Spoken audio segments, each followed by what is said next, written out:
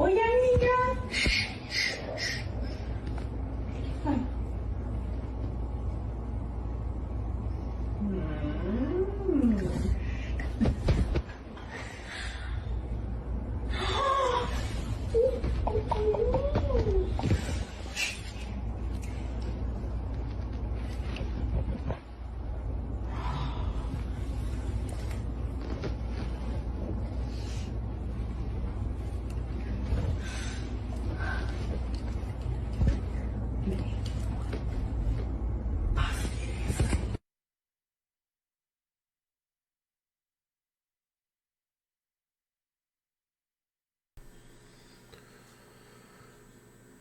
Futura esposa de alguém.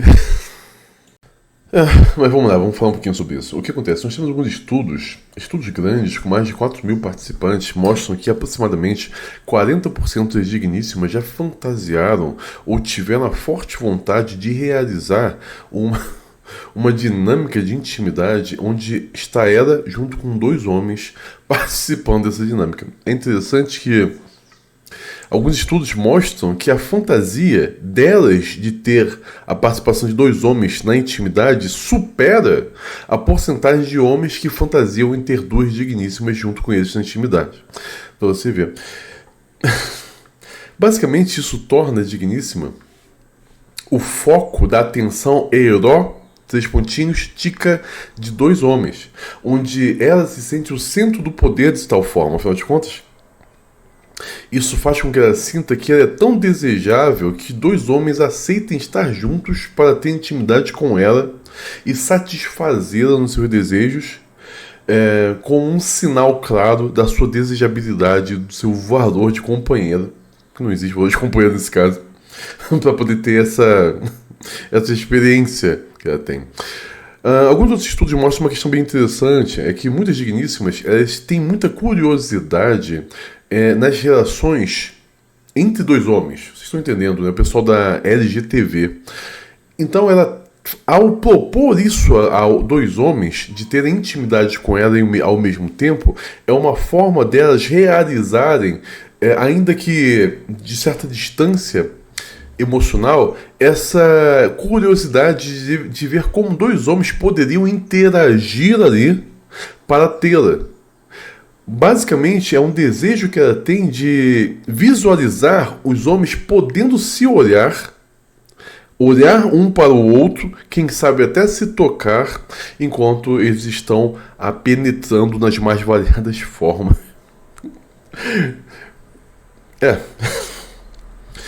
Mas são fantasias de poder. Em uma visão psicanalítica, dependendo para quem você pergunta, se você perguntar para Freud, por exemplo, ele diria que isso é uma forma do regresso a um estado de infância. Onde essa dinâmica de intimidade remeteria à possibilidade da moça, a menina, na sua infância, ter percebido que o pai e a mãe estavam em algum momento tendo intimidade. Então essa dinâmica que ela convida dois homens para ter intimidade com ela seria uma tentativa de reviver aquele momento, mas participando ativamente do momento. Algumas correntes de psicanálise analítica, principalmente a junguiana, vão dizer também que é uma forma de retorno à infância, porque é como se fosse a menina sendo amamentada pela mãe e tendo plena atenção do pai. Então, mais uma vez, é uma tentativa de revivenciar aquele momento com dois cuidadores se encarregando de cuidar dela de todas as formas possíveis. Seria não deixaria de ser uma amamentação também. Só que ela continuaria sendo amamentada pelos caras. Mas então, são fantasias absurdas que é difícil a gente entender por que isso acontece, porque não existe utilidade na possibilidade de uma digníssima ter mais de um parceiro ao mesmo tempo. Não existe, a não ser, claro, que seja aquela dela engravidar do alfa e levar essa gestação para o beta, que faz um bom investimento parental ao cuidar. Mas quando são dois homens considerados alfa, não tem nenhuma vantagem, porque ela não pode gestar mais de uma vez. Se bem que nós tivemos até um caso recente, mas é uma fora da curva estatística, de uma moça que teve gêmeos e cada criança, esses dois irmãos, é de um pai diferente. Vocês viram isso? Vamos colocar essa matéria. Nós tivemos esse caso aqui, mas é extremamente raro. Nós chamamos isso aqui de superfecundação, onde a digníssima era engravida, né?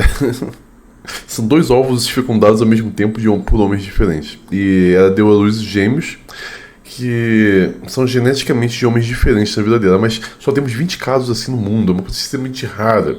Mas acontece, né? Mas a questão é, não existe utilidade para uma digníssima ter vários parceiros, ao contrário do homem. Existe o que nós chamamos de efeito Bateman. Não é Batman, não é o Batman super-herói, é Bateman. O que esse efeito diz? Que em uma sociedade de 20 digníssimas e um homem, as chances da sociedade prosperar são quase 100%. Afinal de contas, esse mesmo homem pode engravidar todas essas 20 mulheres e assim a sociedade continua gerando descendência. O que não aconteceria se fosse o contrário. Uma sociedade com 20 homens e uma digníssima não prosperaria, estaria fadada ao fracasso. Afinal de contas, ela só pode carregar, com exceção desse caso absurdo aqui, uma criança por vez. Então o efeito Batman nos mostra porque, historicamente, as digníssimas nunca tiveram haréns de homens, enquanto os homens sempre tiveram interesse de ter haréns de digníssimas. Então, quando você tem casos como o anterior da moça que teve a relação com dois homens ao mesmo tempo, isso nada mais é do que uma fantasia e uma espécie de perversão. Não tenho nada contra, as pessoas têm o direito de fazer o que elas quiserem na vida delas, mas eu não concordo.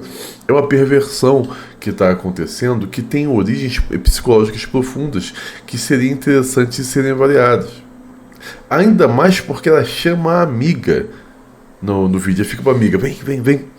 Ou seja, para que os quatro pudessem estar juntos tendo intimidade.